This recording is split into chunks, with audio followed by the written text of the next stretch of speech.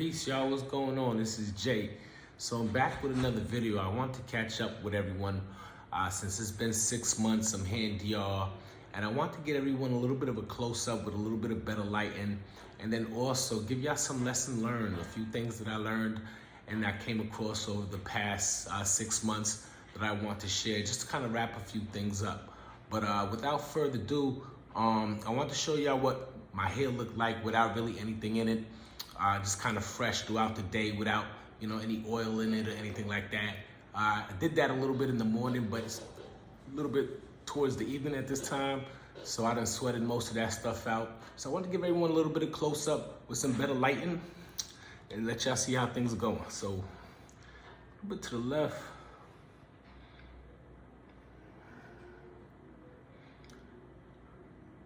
And then as we taking a look at that, I'm gonna cover about maybe 10 things or so that I discovered over the past 6 months.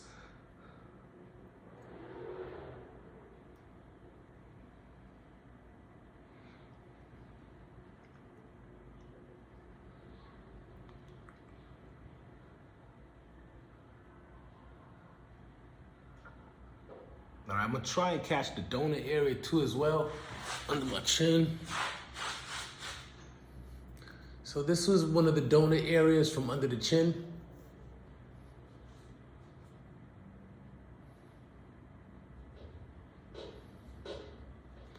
So anyone who is maybe just getting their crown touched up, you may not want to do the donut area in the back of your beard, in the back of your head. You may have an option to do it from under your beard as well. Let's say maybe your hair is long, and you don't want to jeopardize what you got going on and have to shave all of your donut area just to catch maybe a hairline up here or maybe your crown area. Just know you got some options. Next, I want to show y'all the donut area in the back. Again, since we got a little bit of better light, and I'm gonna show y'all that, and then I'm gonna cover like about a few things I want to share with y'all over the past 6 months, just as a heads up, as a reminder. There's things that I pretty much mentioned, but just a little bit of a summary. So let's check out some of the donut area in the back. So again, the donut area started somewhere around here.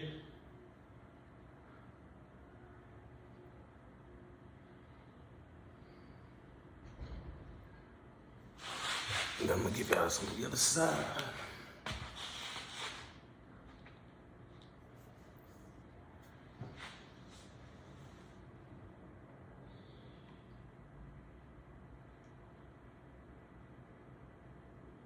And as you can see, there's a crown area that wasn't done.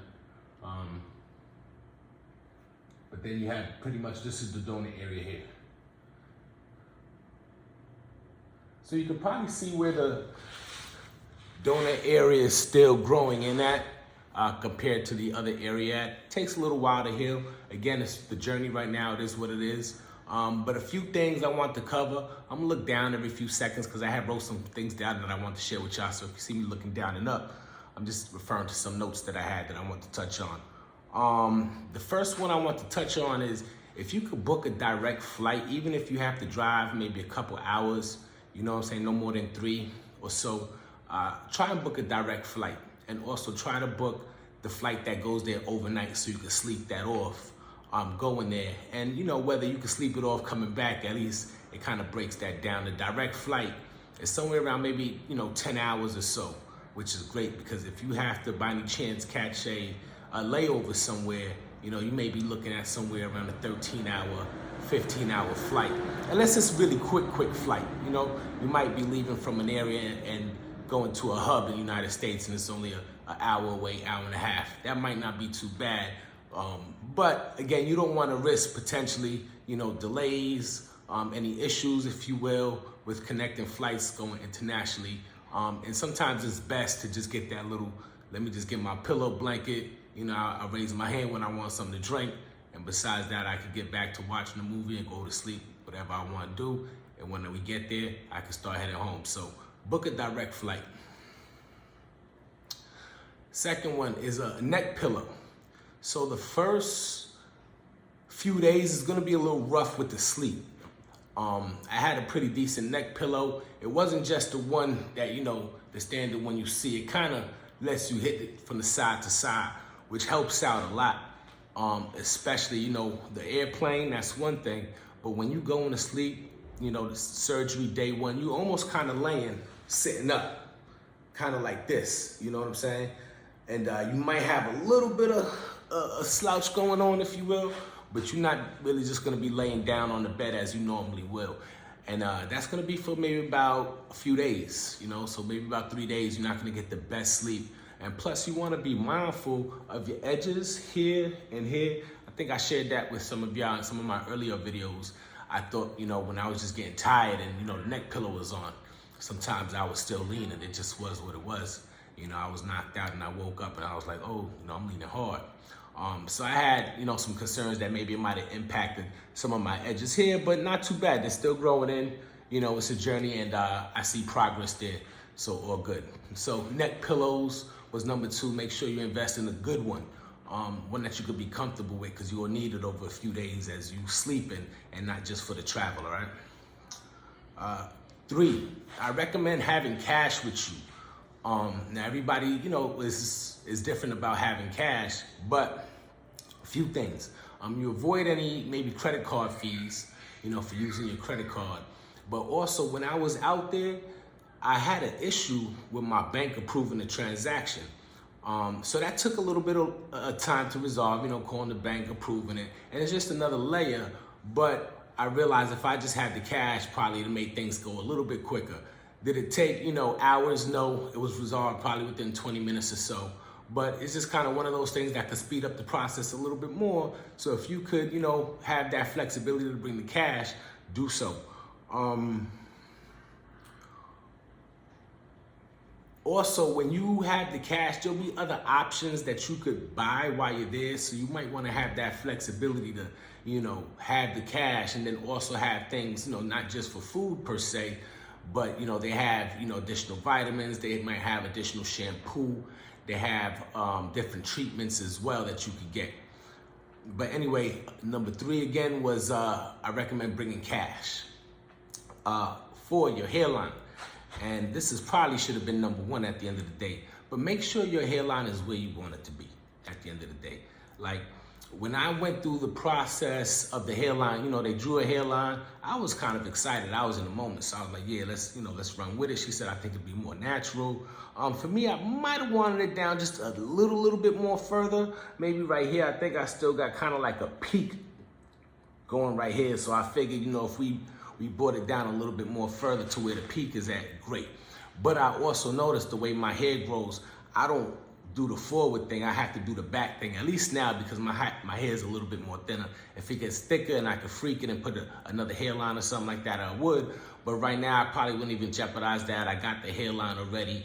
My hair, you know, kind of grows a little bit more at this stage, you know, better going backwards versus going forwards. But with that being said, make sure your hairline is where you want it to be. So if you see it and you're like, hey, you know, maybe I want a little bit lower than that, you know, erase it, do it again. And make sure you're comfortable with it. And sometimes they draw it on thick. So ask, you know, is the hairline gonna be at the front of the black line that you see? Is it gonna be in the middle of the black line? Or if it's gonna be in the back of the black line? So that's also important as well. No matter what, it's gonna look good. They do a great job at Asli Tarcan, but the hairline is one of those things that are pretty important to everyone. So I would say just make sure you know where you want it. And if by any chance it's not where you want it, just be open to say, hey, listen, this is not where I want it. Or before you even do it, tell them specifically how I want to hear and then point specifically to, you know, where you want it at. Number 5, there were people in there who have low pain tolerance and prefer not to go through the trouble of the anesthesia. Now, for me personally, I shared this with a few folks before. I don't have any issue with the pain tolerance at all. It didn't bother me. Just to give you a heads up, when they're doing the numbing around your donor area, and they also have to do numbing over here because they're gonna be, you know, pulling grafts from here and then putting it here. So there's a few different times where they'll be doing the numbing, and they'll have to do the numbing here as well to extract the grafts as well. If you have a low pain tolerance, they have the option where you can use oxygen and they'll put you to sleep, or gas and they'll put you to sleep, excuse me. And I think it's about $500. Now, keep in mind, it's not just for people who have low pain tolerance. Some people have medical conditions where their body can't go through those drastic changes of pain, if you will, right? They may have high blood pressure, or maybe some type of heart condition where they could actually go through the surgery, but they don't need to be feeling any pain. So just keep that in mind. You do have that option. If you just don't want to feel no pain, they do have that $500 option. You could just, pay them. They'll put you to sleep, numb you, wake you back up, and then complete the surgery, and you won't feel a thing during the surgery. I can tell you the most uncomfortable part during the surgery is, laying your head for, a long period of time to the left or to the right or something while they may be doing extracting of your grafts, or, when they're putting your hair back in, or the grafts back into, in the front of your hairline. So that, just as a heads up, that was, forgot what number was that, 5. So number 6, I want to touch on the cost. So the saying, right? Prices change, but in other countries, especially outside of the United States, everybody does negotiation. So this was my price right now. It's I got my transplant done in August 2023, and right now it's 6 months later, so it's March 2024. During that time, for 5,000 grafts, which was max grafts, if you will, and that was from the donor area here, and also here, I had a $500 deposit, and then when I got there, I paid another $2,500. In addition to the $2,500, they asked me if I wanted a few other things. One of them was the oxygen treatment, and they told me specifically what it was. It was $100 or so, and how it could help with my overall blood flow. And it did make me feel good actually when I was doing it. I did it 2 different days. But then they also had a PRK, I believe, or PRP, something like that. But needless to say, that's a little bit more. That's like $500, and I wasn't budgeting that. But when I did research on it, I heard it was good, and it promotes a lot of healing, and it expedites some of that healing. Using your own blood, they do something to it, and needless to say, they inject you with it, and it helps the healing process with your transplant along the way. You can get it done in the United States. I haven't gotten it done, but I do know it's a little bit more cheaper to get it done in Turkey. So if it's something you may be interested in, if you reach out to Asli Tarcan, I recommend you ask them specifically, about those options that they have. So when you go out there, you have, the money that you're budgeting to take care, not just the hair transplant, but if you are more concerned with the healing process, or if you have a few extra funds to budget for, the best healing process that they have available, you may want to go ahead and bring a little extra money for that. And, make sure you bring it cash, unless you don't have any issue swiping your card. And you might want to check to see what cards they accept or do not accept. They might not take American Express or something like that if you use an American Express. I think Visa, MasterCard, they do take, but you may have to call your bank and just give them a heads up. You travel to Turkey, this is what's it gonna be. So when you get there, there's no issues if you prefer not to carry that large amount of cash with you. All right, so that was number 6. The 6 was the deposit. Number 7, and I touched on it a little bit, they do have the options for a lot of other different cosmetic surgeries, such as teeth. If you want to get your teeth whitened while you're there, they have that option. Some people even, go a little bit more further with the teeth and, get the whole teeth done, replace whatever you need to do. But needless to say, they have options like that. So if you're there and you're like, hey, I want to whiten my teeth up or something like that, or, you want your beard to be having that permanent line, if you will, they have that option there. So consider it if you're gonna go versus going back to the United States, then you gotta pay, another maybe, $1,500 to get a ticket to go back, whereas $1,500 would have covered everything you could have possibly wanted as an addition. So just keep that in mind. It might be worth, stacking the money, waiting a little bit more if you, want to go through getting a little bit of a few extra things done, whether it's the oxygen treatment, that PRK treatment, if you will, or PRP treatment, or maybe you want to get your teeth whitened, So just keep that in mind. You have a little bit of the flexibility. So that was number 7. Number 8, I didn't start using anything on my hair until, in terms of like the Haitian castor oil And if you've seen some of my videos, I even started using some of the minoxidil 5, like the Rogaine, if you will, until month 3. So just as a heads up, month 3 is when I started using some extra on my head. I didn't use it any time earlier than that.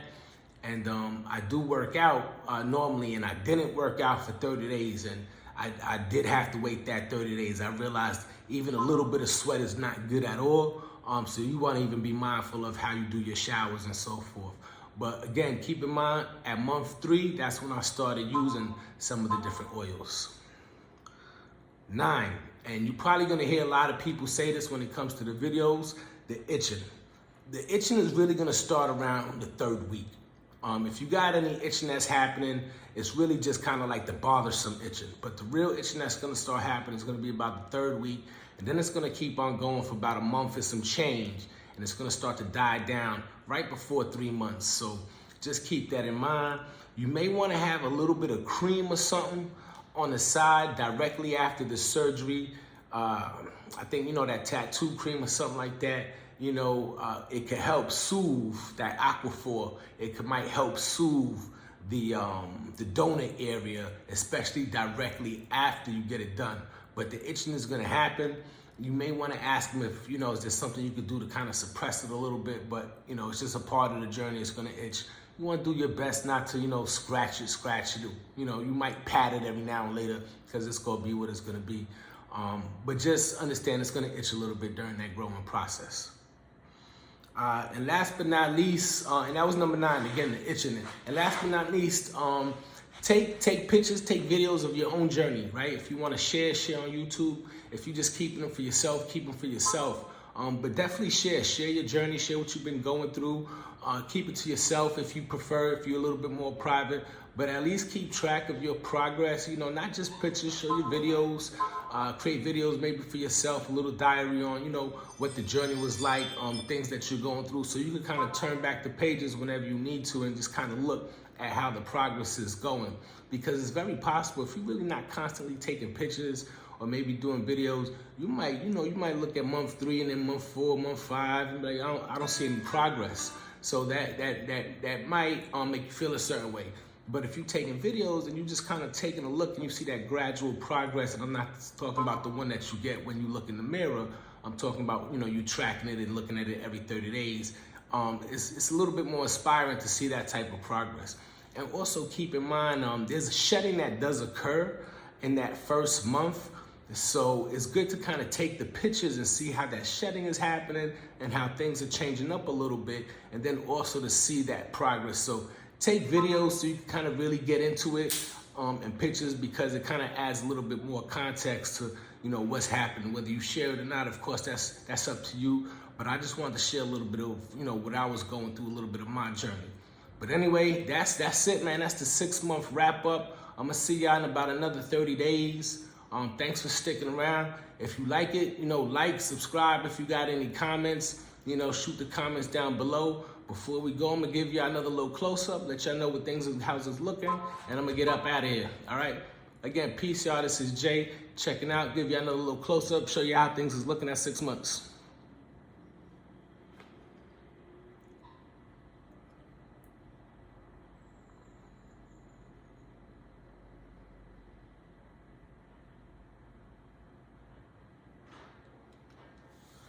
All right, y'all, I'm out of here.